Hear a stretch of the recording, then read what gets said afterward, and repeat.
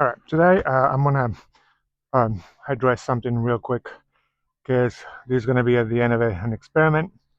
I have tried this plant several several times before, and he always fails.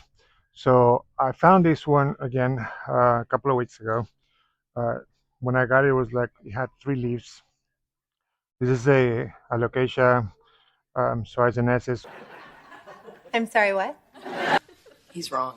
Her name is. or more common name is Jacklyn, and it's the fuzziest so far in my opinion. It has a new leaf there coming out, but the other two or three leaves completely mush and rot, and even that I hadn't watered it since I got it. There was still moisture on the soil. It had a mix of mostly peat moss and a little bit of perlite. I harvest about 15 corms. They're all very quite small. I'm gonna put them in different mixes. I'm gonna try a few of them in stratum and perlite. Another one's in sphagnum moss, and the other one's probably just in perlite and vermiculite. So I'll see what maybe they work. I put them on the propagation box and see if they do better. So I have cleaned this. I don't want to like stress the roots by like super washing them or anything. I have cleaned them as best as possible. These roots are healthy. Put a post on Facebook for help and suggestions. I got a help from Vivian. I'm giving a shout out. She told me about two of hers, but the ones that she's growing, actually, she's growing them from pups. One was from a corm, and the other one was from a tissue culture. So it's different. As far as my experience with other plants is different when you grow them from babies because they take time and they have the time to adapt to the conditions. I have mentioned this before. When these plants come from mass growers, like you find in any big box store when you purchase them, they are growing the ideal conditions with the perfect humidity, consistent watering, like the soil that they use. This uh, perlite and peat moss is perfect for the conditions that they give the plant. But once the plant is shipped, the plant is no longer in the ideal condition for that soil. So I'm gonna try two different settings.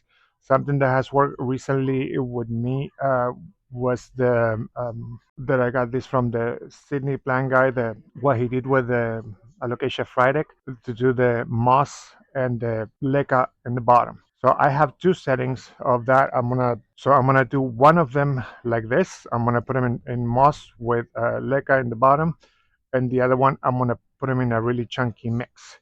And I'm gonna try to keep them out here because inside probably they don't have enough light. This one I probably gonna try to give it a little more heat. It's not consistently hot in here just yet, and this plant, especially because it's from originally from Borneo, is only found in one specific island. The conditions are already very particular for this plant to thrive under any conditions that we can give it. So it's easier for the plant to grow in the conditions that we have than to adapt to the conditions that we have. So I'm gonna try these two different approaches and see what happens. So I'll have updates on it later. So I have a clear container here so I can keep an eye on the root system, because the biggest problem with these plants is like they tend to rot, like to get root rot from overwatering.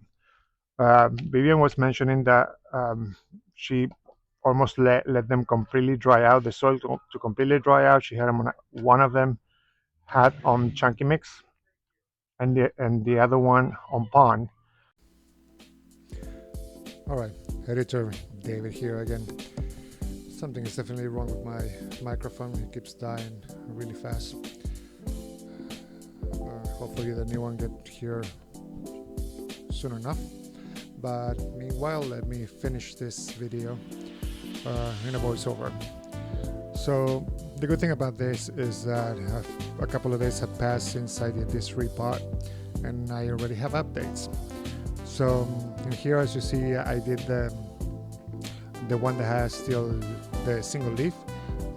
I did it in the chunky mix, and I use a support because to prevent the leaf to flap. But at this point, that leaf is completely gone.